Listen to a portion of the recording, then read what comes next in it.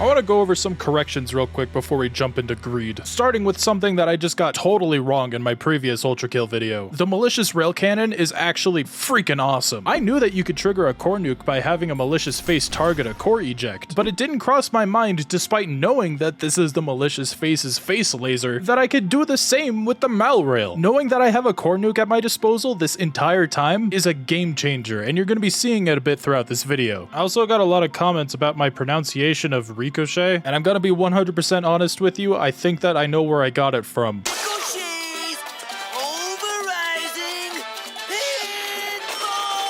I am so sorry. Lore-wise, I did miss a couple of things, but they're pretty mundane from my perspective. In retrospect, it's pretty obvious that the Testaments were written by God, made even more obvious in a secret level in Layer 4, and also that the V2 model wasn't built for war, he was built after the war, it was V1 that was built for war. That one I just completely misread, I don't even know how I got to that point. And now for the number one thing that I wanted to address before we get started. I got so many comments trying to tell me why the malicious faces are called Maurice. Almost all of them were wrong. You want to know where the name Maurice came from? It came from this. Pick your fighter. Gilgamesh the Consumer of Reality or Maurice. This image was picked up by Twitter user Spetchian and changed into an image of the corpse of King Minos and malicious face. I almost said Maurice. That's all it was. This image just caught on in the community, and thus the plus Maurice style bonus was born. And if you still don't believe me, here's a text exchange I had with Hakita, the lead dev of the game, confirming everything I just told you. I've also made the last minute decision to split this video into 2 parts because the full video is nearing 2 hours long, and I said that I would get 2 videos out before December, and it is currently 2 in the morning on November 29th. Fuck.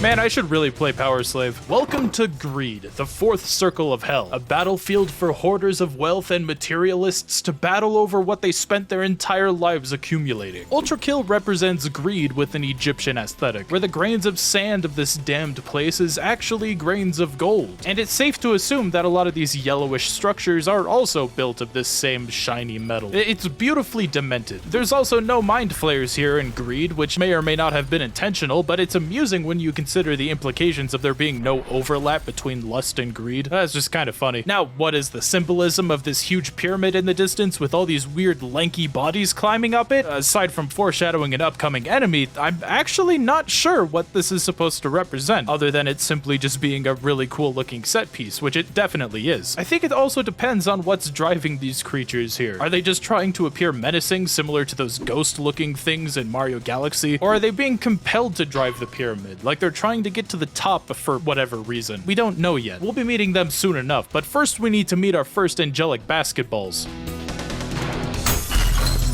No, I didn't mean those angelic basketballs. That is very close though. No, I meant these.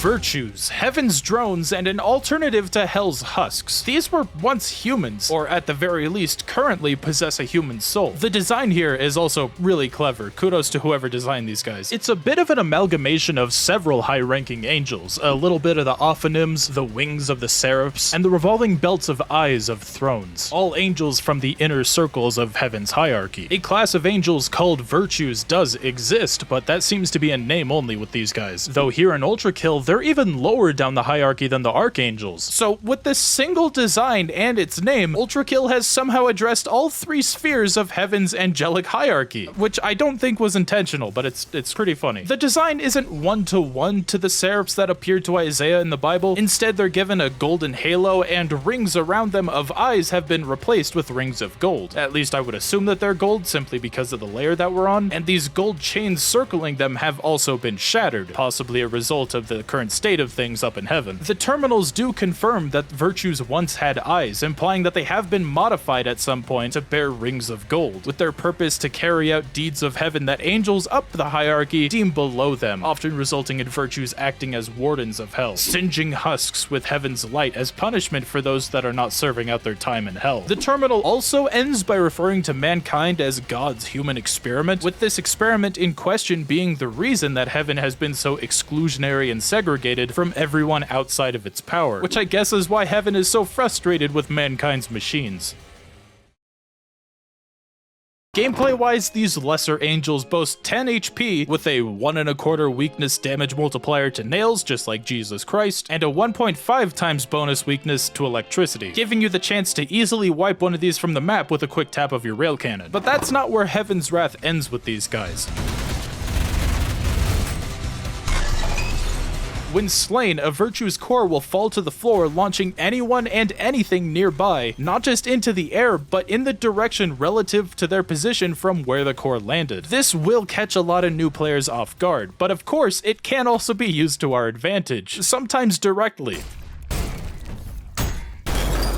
We could do some crazy combos with it with some gear that we get later on. I'll come back to this soon. Offensively, Virtues are limited to a single attack against V1, but this attack demands your full attention. Remember those summoning circle orbital strikes used against us by the Flesh Prison? That is the one and only tactic that Virtues employ against us, but aside from how bright it is and how fucking loud it can be, you tend to not really notice these guys as you get better at the game. This attack is designed to encourage you to keep moving in a very blunt and direct manner. I haven't seen a lot of arena shooters use a method like this. This is really interesting. Once they're enraged, the movement that they ask of you becomes a bit more advanced. Here on Violence difficulty, if there are fewer than 3 Virtues alive at the current time, and they've blasted you with at least 3 orbital strikes, they will become enraged, being the only enemy in Ultrakill to become passively enraged without you really even doing anything. I know enemies like Cerberus can enrage themselves by accidentally killing another Cerberus. That's not what I'm talking about. In this state, Virtues will begin to lead their orbital attacks, indicated by a red sigil rather than a white one. This can be dangerous if you're not paying attention, but it's simple to avoid simply by shifting left and right as you move. It really is as simple as tapping A and D back and forth on your keyboard while moving forward or backwards, or even while sliding. It's more likely that they're just getting annoyed that you're avoiding their attacks, but I used to actually think that they were just getting mad because you were taking too long to kill them. Regardless, patience was not a virtue, or has virtue, never mind. You can still parry the Virtues, and I'm not talking about deflecting their core after they die. I'm also not saying that you can charge back their orbital blast. That would be really cool. But their parry window is a bit unusual. It's indicated by a quiet sound cue and this purple flash that only occurs before their attack, not during, making it difficult, if not near impossible, to accidentally parry them when you're not paying attention, much like other enemies like swords machines and some husks. The parry still doesn't interrupt their attack. It really is just a way to punch them for some extra damage, but you can use this window to one-shot them with a charged up pump shot, assuming that you're close enough for the shotgun to register as a parry.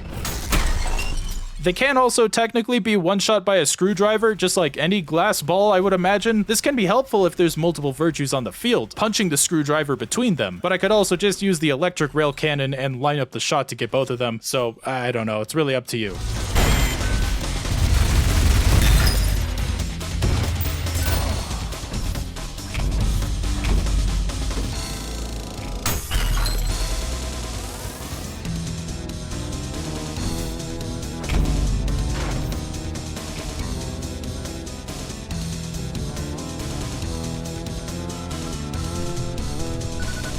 An eye opens. Well, okay, where have I seen an eye like this? I'm just kidding, I wasn't even paying attention and I didn't notice this eye here before. It's not like you really need to remember where this eye door was. Just backtracking a few rooms will have it right in your face, so I don't know, you don't have to think too hard about it.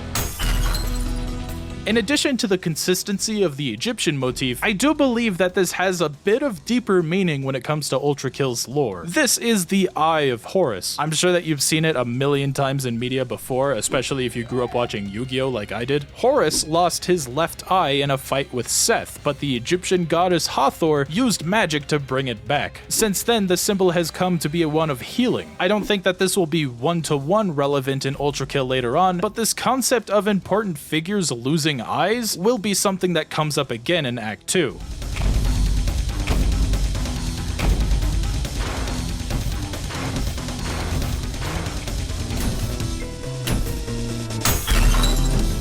Hold on, is that into Sandy City I hear?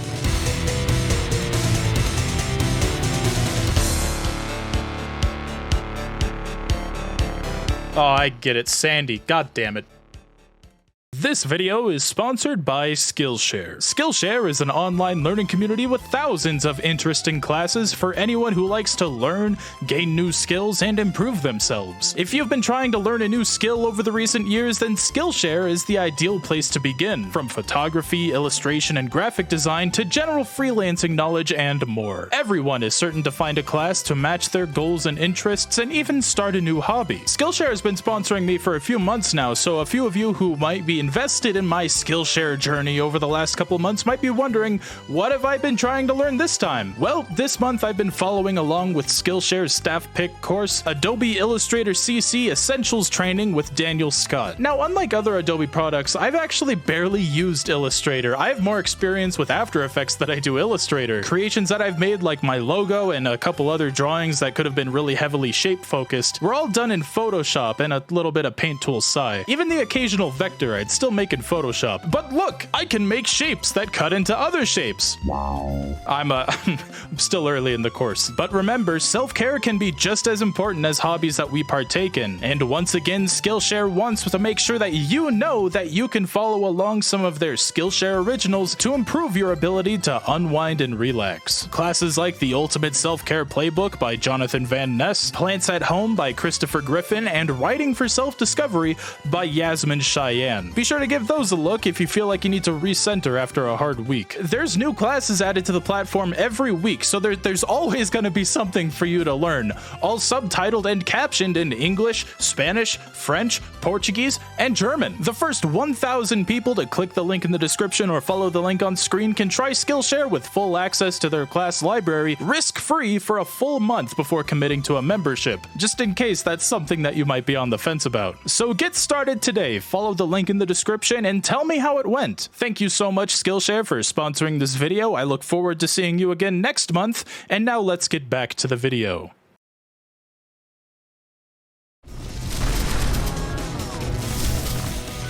Alright, let's take a break from the lore for a second and engage in some dual-wielded violence.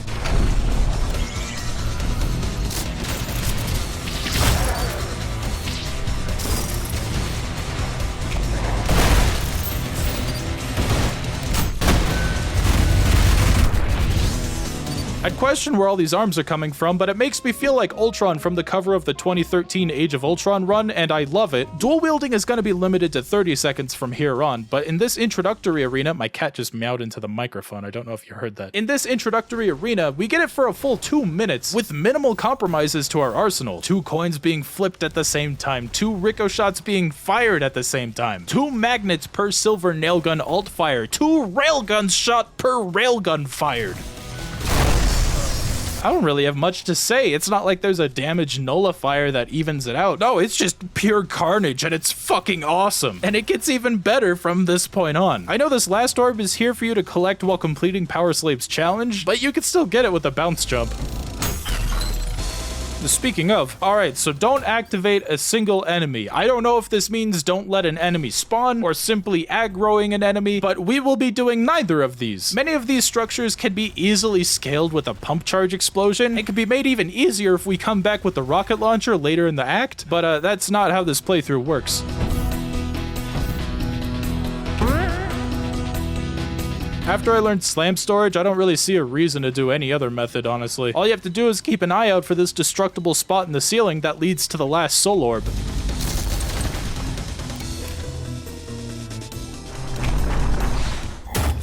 Now, what about the P rank? Because of the enclosed space in the last arena, I actually did get fucked up by some of the virtues there, so I tried to take them out the moment they spawned, which is actually a lot easier when you're using dual nail guns just like the Romans did.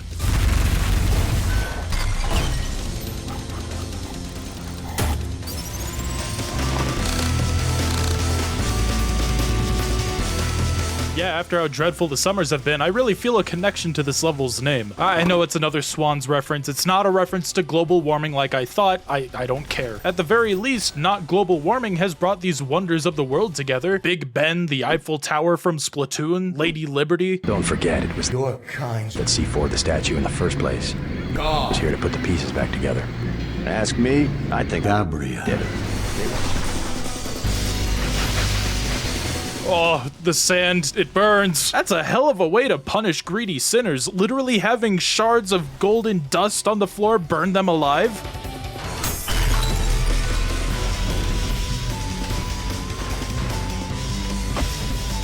Oh right, the first orb spawns a Cerberus. I always forget about that. Don't worry, he doesn't count towards the S rank. I thought he did for the longest time. But don't put your guard down just yet, because Hell's weaponization of golden sand isn't quite done yet.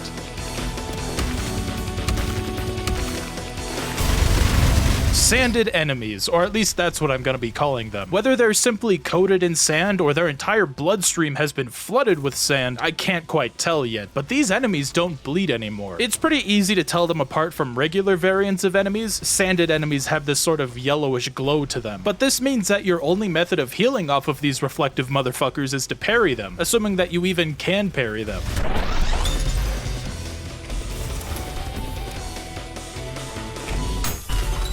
Most sanded enemies don't spawn sanded. This is just how they appear to us during this introduction of the mechanic. Most sanded enemies after this are gonna come from, well, you reckon you're up for it, Stalker?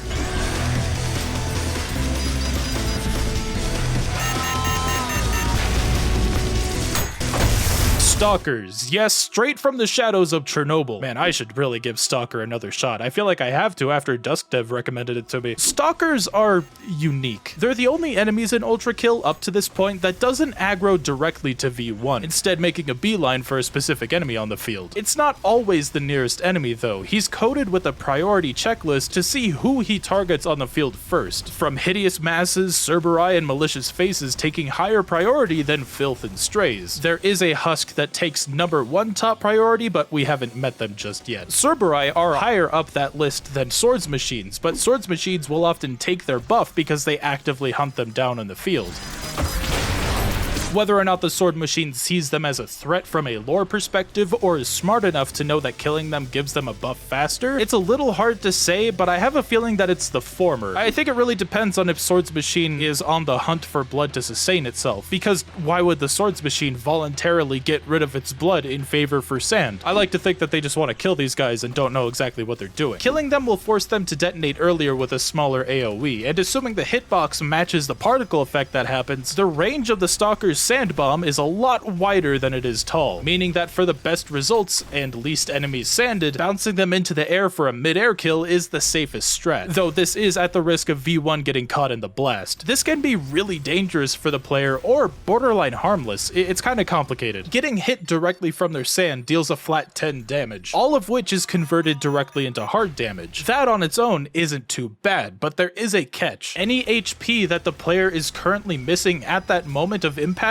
is also converted into hard damage. If you need a reminder of how hard damage works, I recommend rewatching my previous Ultrakill video because I cannot emphasize enough how fucked up this is. I'd rather just snipe the fuckers from a distance and deal with the sanded enemies than get too close to this guy sometimes. Thanks to their weakness to revolvers though, that isn't too difficult of a feat. According to the terminal, these husks served their sentence, past tense, by carrying boulders up mankind's monuments of greed. I'm assuming that means these pyramids, Eiffel Towers, etc. Why'd I say it like there's more than one? Eiffel Tower, singular. Their bodies, on the other hand, have evolved for this purpose, with limbs being warped and twisted to allow for easier transportation. Their position is a man in the middle of suplexing this canister. It's not like they're carrying this thing on their back. I don't know why the gas mask is on the back of their head though. I'm assuming it's because their head has turned a whole 180 degrees. I mean, it's hell, what do you expect? However, in current lore, stalkers have been spotted carrying high-tech containers of golden dust, which are thought to be augmented in a similar way to the stray soldiers, implying that this is most likely the work of heaven. And speaking of the devils above, this book here tells us about the story of Sisyphus from Greek mythology. But before we go into Ultrakill's take on Greece's favorite boulder-pushing incestuous king, I want to give you a bit of context from Greek mythology. Sisyphus may have just been a mere man, but he was cunning enough to outplay the gods. He witnessed Zeus kidnap the invisible goddess Aegina and used his knowledge of her kidnapping to demand a body body of water for his town from one of the river gods Asopus, who also happened to be her father. A noble act, but one born from manipulation. When Zeus found out about this, he ordered Thanatos, the god of death, to chain Sisyphus to the underworld. And yet somehow old Thanos was able to get sweet-talked by Sisyphus just long enough for Sisyphus to tie Thanatos down with his own chains. With the god of death no longer able to collect souls for the underworld, nobody could die, and it took an enraged Ares to track down and free Thanatos after everyone he would strike down in war wouldn't have their souls taken from their mutilated bodies. Nobody could die. In Sisyphus's short time back in the realm of the living, he told his wife not to bury his body, using this as a bargaining chip against the gods. And when death finally caught up to him, finally sent to the ferryman of Hades, Charon? I'm calling him Sharon until we get to Wrath. He used his lack of a proper burial to bargain with Hades to be sent back to the overworld and take revenge on those who didn't give him a proper burial, because for some reason that's really important to Hades. Instead, he just used this to run away from the gods with his wife. I'm guessing that they just didn't care to try to find him because, I mean, I'm sure that they totally could have. He managed to make it to an old age, living in solitude until he was literally too old to escape death. He was brought to the kingdom of Hades and sentenced to roll a boulder up a hill where it could never rest. I've seen some takes online say that the boulder got heavier the higher he rolled it, so he could never make it up there, or that it would just never balance on the very top and always roll back down. Regardless, if he dropped the boulder, he'd have to start all over again, and this was his endless cycle of eternal torment. Now, at the moment, not a lot of that has been adapted into Ultrakill. Sisyphus was King Minos' heel in this case, where Minos tried to take down the fascist fist of heaven by appealing to people's feelings, making a plea for empathy. Sisyphus put together an army and tried to take heaven down by force. He rallied followers together, recruiting any husks that were smart enough to carry out his plan. While conflict festered in heaven with God's disappearance, Sisyphus used this as a window to grow his army. Still, his forces weren't a match for them, and we'll see where his body remains later in this layer.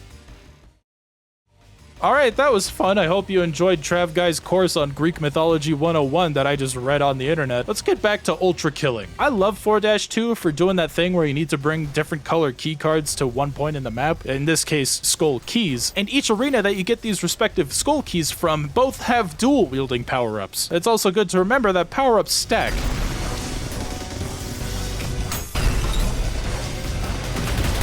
We could have gone even deeper than this if we saved the dual wield power up from the Blue Skull arena. Instead of that though, I'm just gonna show you this funny thing in the sandbox. Everything you're about to see is unedited footage. I did edit the audio though because it got very loud. To keep it simple, every dual wield power up you pick up adds an extra hand that fires a fraction of a second after your main shot. So here's a single Rico shot with a fuck ton of dual wield power ups against Minos Prime.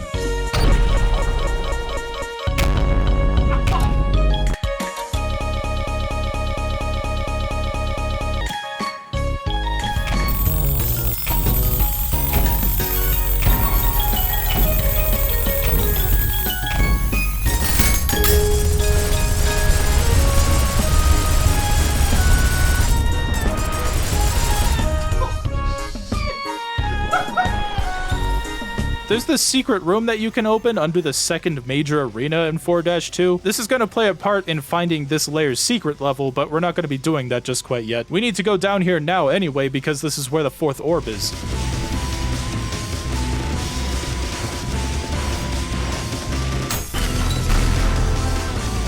Oh, this looks pretty. Alright, I can't pick up the skull key with this thing. Fine, I'll show you what it does then. Damn, ain't that pretty.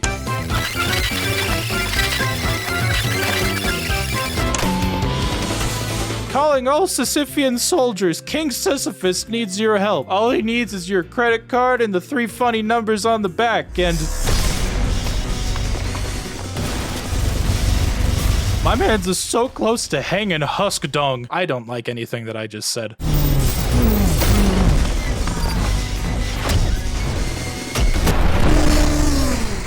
That probably wouldn't have counted towards the level's challenge, but I want to pull off my toes. As much as I hate to admit it, this guy actually kind of kicks my ass. Sisyphean insurrectionists. For my own sake, I'll simply be calling them insurrectionists from now on. As far as we're concerned, this guy is exclusively a boss for now. He will appear in the cyber grind and in a secret counter in a couple layers from now, but this is basically Act 2's Hideous Mass, an enemy that we're only gonna see once in this act. It's a supreme husk with the powers of Reed Richards and his own Maurice that he'll swing around as a blunt weapon and use as a makeshift grapple hook, tossing the head at the floor and zooming down to it with a shockwave. An enemy like this is a pretty big target, and that's probably the reason he doesn't take any friendly fire from other demons. He'll take double damage from fire itself and a 1.5 damage multiplier while he's on fire, which I find the easiest way to accomplish is by hitting him with the green nail gun's overheat charge. Ironically, they're not immune to the golden dust around them. That's kind of weird. He is a mean motherfucker. He could take you out in 4 hits if you're not careful, and unless he's on fire, his bleeding radius is smaller than the average demon. A lot of their moves can be parried, which is pretty nice, but his telegraphs all look really similar to each other, and I haven't quite gotten the hang of which telegraphs mean what. He was also the only note that I had when it came to P ranking this stage, because he was the only thing killing me on my P rank attempts. I also got a little cocky with some of his parries. Fuck! The level challenge tells us to kill this guy in under 10 seconds, which we can do with quadruple wielding, but I can't promise you'll hear all of it.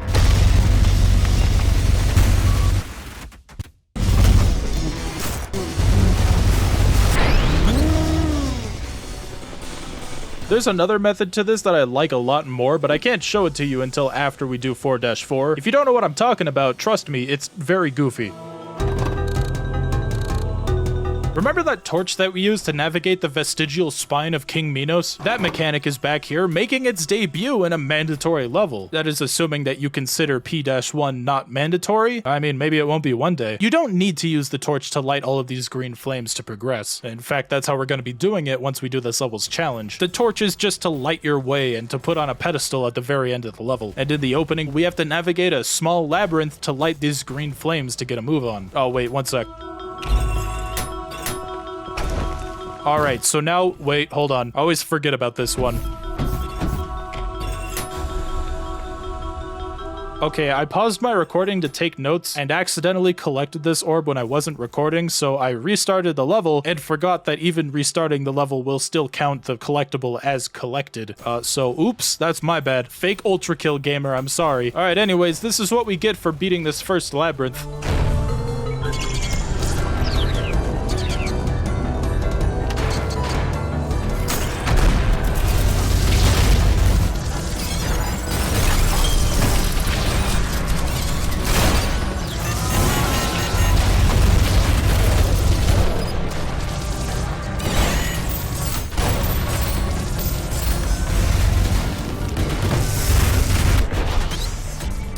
That was fucking awesome.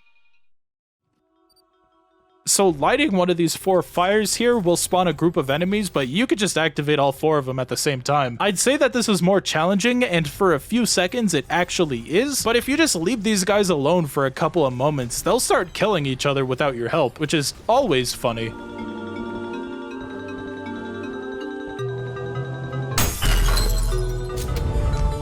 Tomb of Kings is right. We got the funny Spin Man here. I wanted to reach out to Vinny for a cameo on this video, but we're not at that level yet. Someday, Trav guys, someday. Got a few other cameos here too. Funny pink mustache bite of 87 guy, Matt McMuscles, Wooly and Pat respectively, depicted accurately to scale, rest in peace. Icarus Lives, and the one guy that makes your mom jokes. Just wait, mom, someday I'll get my own cameo in an indie game. Just you wait. Whose balls do I need to consensually fondle to be put in a tomb here? There is another cameo in this room, but I can't do it right now while I have this torch in my hand, so I'll be back during the challenge run.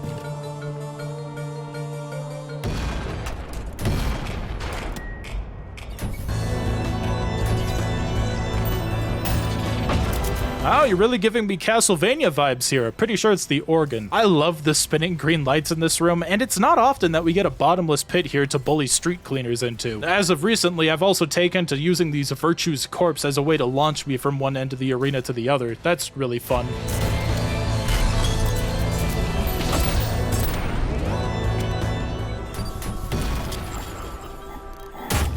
That was fun. Let's do it again, but in the dark. Yeah, this challenge isn't as bad as you would think. You can light these green flames with an explosive, and the overheat nail gun works as a decent flashlight in these dark areas. It's a lot better than the last time we were navigating a pitch black labyrinth with that Shakespearean monster chasing us. Sorry, Mr. McMuscles, I need to borrow your cranium. What? Wait a minute. I only have one of those. Finally, our waiting puzzle is over. Oh, that is a lot of health bars. Yeah, try not to let it scare you. It's not that much. Full auto. Hey, no full auto in building! The Mysterious Druid and Owl, a reference to and cameo by Mandalore Gaming and Shammy, respectively. Now, I've never interacted with Mandalore before. I'd be lying if I said I didn't want to ever since I found his channel while researching for my System Shock video. And maybe someday. His fight isn't too hard, but I love the banter between these two. It's genuinely funny. His full auto move moves really fast. Good luck with parrying that, but somehow his fuller auto move, which is a lot more threatening to look at, is actually incredibly easy to parry, and became the sole thing that kept me alive through this boss fight. He's technically got 4 phases here, hence the purple health bar. Pink is a boss's 3rd health bar, with purple being their 4th, and I really hope that we see this come back with more bosses in the future, because I'd love an excuse for them to not die as fast. Maybe for a certain Greek king? I don't know. Remember to always wash under your foreskin, Mandalore. Oh, great. And just like that, I think I killed my chances of talking to Mandalore. Killing these two gives us a riddle for where to find Act 2's alternate weapon in 4-4, in a chamber of feline and rodent. I'm glad that it spells it out for me here, because I have no idea how you'd figure this out without it. Frankly, I'm sure that there's been at least one person to find the secret at 4-4 without using any kind of guide or someone telling them where it is. I'll find you someday.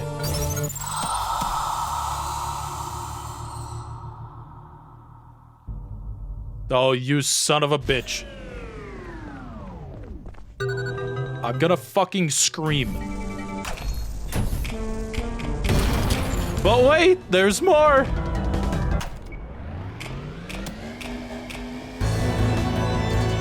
Oh my god, it's just like when you use soap in the light and it turns into a rainbow! P rank isn't too bad, you just gotta take this 4-square arena kinda carefully. Alright, now where's the liquid?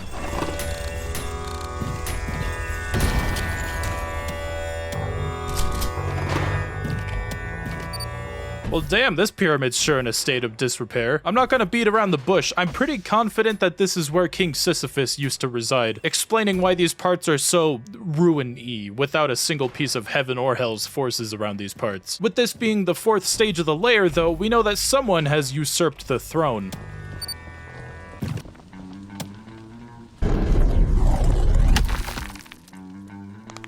Why are you popping your joints? You shouldn't have any synovial fluid buildup in there that you need to relieve. Fuck it, never mind, it looks badass. Yep, V2 is back and he's meaner than ever, which actually isn't saying a lot. See, after his humiliating loss in Limbo, V2 dove deeper into the pits of hell, bathing in blood to rejuvenate himself just enough to try to hunt V1 down and take back the arm that he stole from him, because robots have somehow developed humanity's primitive and destructive drive for revenge in this universe. Why did you program me this way, father? He scavenged parts from humanity's machines, constructing a new arm that would let him catch up with V2's speedy descent. He took the time to replay those memories so that he could learn and master the same techniques that V1 used to defeat him last time. And that's translated into gameplay with 3 new moves that this guy uses. He's got a nail gun now, both in the overheat and silver varieties, both of which can't be parried nor deflected, but can be influenced by the blue nail gun's magnet. The best use for this I've found is more defensive than offensive, like just making sure that you don't get hit by these while also setting up some nail bombs that can hit them later on once they explode, which is fun, if not a little bit useless. He is smart enough to know when he's been magnetized and won't use his nail gun if he has a magnet stuck to his head, but you can use this to your advantage by disabling these 2 attacks altogether. I kinda wish that he used the magnet against us in some way, but he just doesn't. Just like his new arm, and his arm in the last round. Why doesn't he use these? You wouldn't be able to tell just by looking at this guy's new green arm that it's a grappling hook. And of all of the moves that this guy has learned since our last duel, none of them used this arm. But oh man, he really misses that knuckle blaster arm though. If you manage to close the gap and actually hit him with the thing, it immediately enrages him, which is, you know, kind of funny. I I did manage to actually enrage the guy by staying far away from him, which I'd never had happen naturally before. Not gonna lie, I felt kind of accomplished when I saw this twink get so flustered. The third move that he's picked up is actually learning V1's ricochet. I'd even argue that he's better at it, because he's learned how to suspend those coins in the air for a brief moment. I know that this is just to communicate information to the player. If it was instantaneous, like our hit scan shots, that would be very hard to avoid. But once you realize that you can use his coins for your own ricochet, yeah, it kind of turns it into a bit of a joke. Fuck, why stop there? Go all out and use the railgun for an ultra counter ricochet. I said ricochet again. You know what? I'm just gonna keep saying ricochet. Fuck you.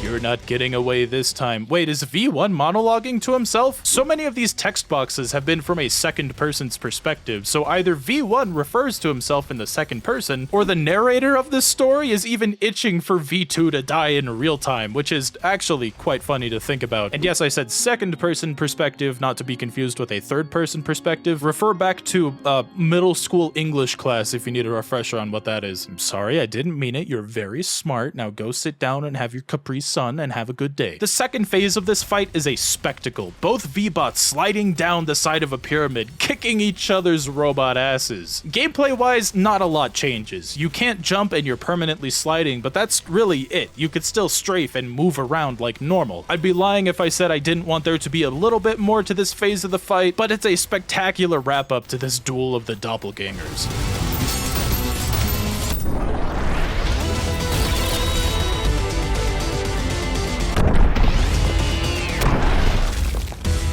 That's juicy. It's a shame that we're never gonna see him again. That's why he exploded into a geyser of red mush instead of running away this time. The terminal even says that that's the case. Now, it might not be the last time we see his body. Maybe we'll see his corpse get assimilated into some monstrosity, but until then, we just have to speculate. It's a shame, brother. You never once used your greatest weapon. The whiplash becomes our third arm, a winch fitted with the tip of a spear. On the surface level, it acts like you would expect an FPS grapple hook to act, meaning it's awesome and I love it. That is until lighter enemies are involved, and that's when its uniquities start to show. Small enemies are instead pulled towards you, not the other way around. Still, if you use this in the air, V1 does hop up just a little bit, so you can use this to recover from a pit just using these smaller enemies. But larger enemies like Maurice and Cerberus, it's the meat hook, and it's great. Alright, that's a little bit misleading. It doesn't have the same utility as the meat hook. You can't strafe in the air while V1 is closing the gap with this thing. Now that I think about it, the only thing you can do while you're zipping towards an enemy is just let go of the button. This does let you maintain your momentum and keep flying in a single direction like a slingshot, so that's pretty cool.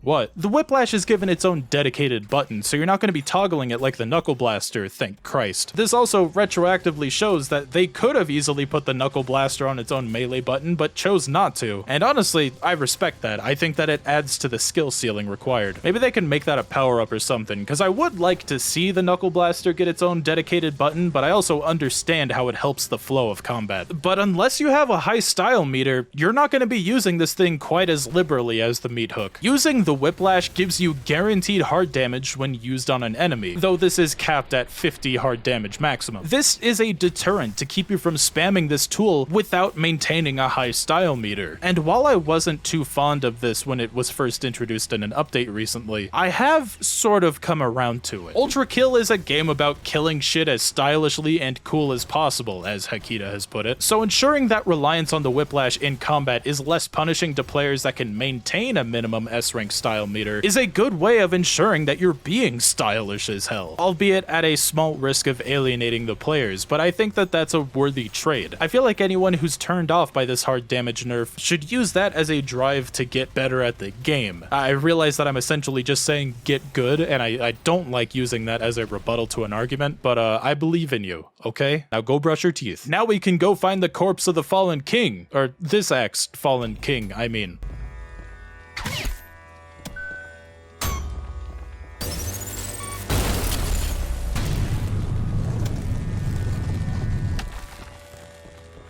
Why is he so big? Minos was fucking massive as well. Do these Greek mythological figures just grow in size when they become husks, or were they even this big when they were living? Minos' soul was at least, you know, normal human sized, so I'm assuming the body is just filled with meat. I don't know. So I messaged Akita about this, and he pointed me to the terminal entry for the filth. Yeah, the explanation for this was literally at the beginning of the game, and I completely missed it. To quote it directly, the physical form is based on the value of the original soul, which is determined by the strength of its will and prevalence in public consciousness. Yeah, I'll take that torture device off your hands. Sorry about this, man. If it turns out that this saw blade was used to torture Sisyphus, then I hope that he has an adverse reaction to it in the inevitable P-2. The saw blade is our alternative to the nail gun, turning it into more of a crowd control weapon than it already was. This does come at the trade-off of it becoming less effective against a single target, though. This is told to us almost explicitly when we try to use the saw blades with the nail gun's magnet, or I guess also saw blade's magnet depending on which one you have alternate. You know what I'm saying. Saw blades will orbit the magnet rather than diving straight towards it. But after experimenting with a bit, I found that this was great to set up little traps of these orbiting saw blades around the arena, and having smaller fodder just run into it and get shredded down. Hell, even some smaller enemies like Cerberus and even Swords Machine can get torn up by this. Silver saws are weaker than silver nails, at least DPS wise though, dealing roughly 2.25 total damage per blade at roughly 5 blades shot per second. And regular saw blades from the overheat variant are even a tad weaker, though you do get the overheat saw blade, which is my personal favorite of this variant. I'll usually keep the blue nail gun around just because of the silver nails, but run the green saw blade launcher for some heftier traps. I'll be showing this off more in the next layer. 4-4's challenge though is fucking lame. You have to book it to V2's boss door in 18 seconds, something that I'm sure is borderline impossible without the use of the whiplash. You could squeeze it right through this crack to pick up this blue skull to enter the chamber of feline and rodent to beat this challenge. Of course it's a fucking meme cat and florp! Florp!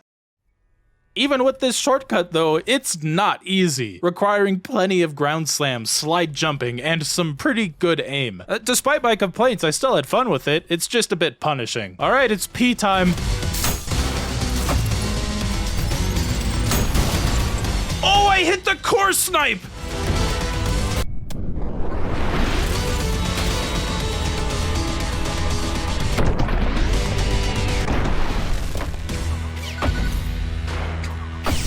I swear to God.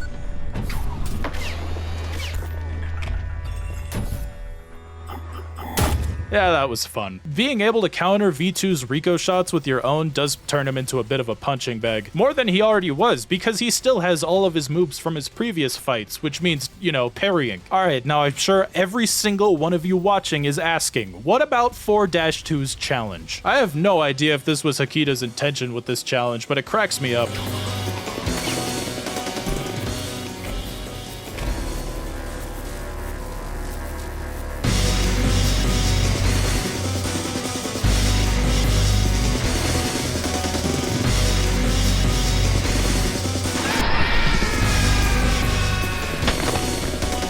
Alright, so I'm sure that you remember this moon key that we used to turn the sun off from before, and the answer is yes, we do become Moon Knight. V1 is Mark Spector. So turning off the sun lets us walk on the golden dust without taking any damage, which is neat, and if you keep your eyes open, you'll spot a single lone bright star in the distance.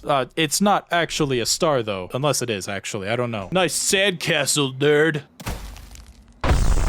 Yeah, I deserve that. I want to believe that stalkers just violently self-destruct the moment they feel any kind of negative emotion. This is actually going to be Gabriel's secret weapon in Act 3. Watch it happen.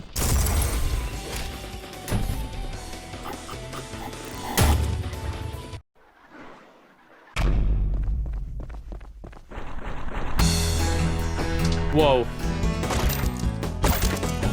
It's fucking Crash Bandicoot! Holy shit, is every secret level just gonna be a reference to another game taking on an entirely different genre? If so, I'd like to make a suggestion. The secret level of Wrath should be a fishing minigame. Alright, I wrote that into my script before Sonic Frontiers came out, and so my fishing minigame thirst has been quenched, so I kind of rescind that. Soft redact, if you must. But yeah, I mean, it's fucking Crash Bandicoot. And I think I love this. I've only ever really played the first Crash in my childhood. It was still enough to make me love the mascot. I played a ton of Crash Team Racing back on the PS1, but in terms of, you know, proper Crash games, it was just Crash Bandicoot 1 on the PS1. Fast forward to today, and the Crash games I've played since then have been Crash 1 on the Insane Trilogy. I still haven't played Crash 2 yet. Maybe I'll stream it someday. A link to my live stream channel will be in the description. I'm not really streaming on Twitch anymore outside of impromptu streams, so make sure you're subscribed to Trav Guy Live. If you've never played Crash Bandicoot, I'll give you a quick rundown of the basics. You take one hit and you're dead, and then if you spin into enemies, you kill them. You can also spin into crates to destroy them, which will drop fruit in the form of coins, and some will drop Aku Aku masks, though in Ultrakill this is taken on by colored skulls. If you pick up a second skull, that skull turns red, and you can now take 2 hits before dying. I guess I didn't say that before. If you have a blue skull, you can take 1 more hit before dying. But if you pick up another skull while it's red, then you get temporary invincibility. Thank you, Herb Messiah. Your sins against humanity have been forgiven. Enemies are instantly killed by spinning into them, even the tougher fuckers like Virtues and Street Cleaners. You're not going to be fighting any bosses here, as much as I'd love to see Ultrakill's take on, say, Tiny. The physics here are a bit odd, which is a critique, but it's not a big deal to me. It's mainly the mid-air control. It feels closer to, say, Mario Brothers on the NES with how Mario controls mid-air than it does Crash Bandicoot, but it is workable. V1 will also gain some speed when he spins into boxes while running forward, which is a little awkward. I'm not sure if other Crash Bandicoots did this, but I'm sure not used to it. Oh yeah, also boulder sequences. Those are a staple of Crash Bandicoot if you didn't already know. If you're wondering why I'm trying to break every box, it's because, okay, so back in Crash on the PS1, if you break every crate in a stage without having to restart the stage, you'll be rewarded with a gem. Their purpose varies between games if I'm not mistaken, but it rewards you for going out of your way to put yourself through this hell on earth. This was made a lot easier in the Insane Trilogy re-release, where you just need to destroy every box, and you're not gonna get penalized for having to restart, though some levels there are an exception. Ultrakill, thankfully, follows in the footsteps of Insane. You don't need to restart the whole level if you miss a box, so if you miss a box, just reload that checkpoint or take a death. You're not gonna get penalized for it. Thank God. Anyways, we get this.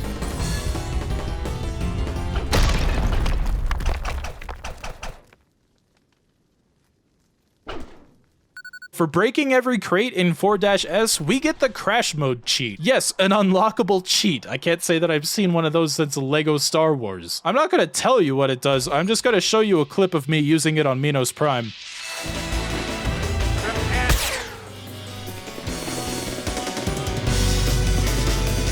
Hey everyone, thank you for making it this far into the video. I really do appreciate it. Part 2 is going to be coming real soon. I promise you that it's basically already done. I want to welcome the newest member of the Golden Guys Patreon tier, Lots of Caps, alongside all of the other $10 plus patrons: Thickless Mage, Mumbo45, Catgirl Sky, Shinespark, Dante Bishop, Nickel, EMC Mend, Dragon XRD, Silk, SSG Meathook, I Am the Pokemon Master, Otaku de Carnitas, Pixel Pocket, Slim Jim's Media Bin, EMT Neutrino, and Chef Kilo. Thank you again for your guys' continued support. I look forward to seeing what you guys think of the video. Alright guys, I'll see you real soon.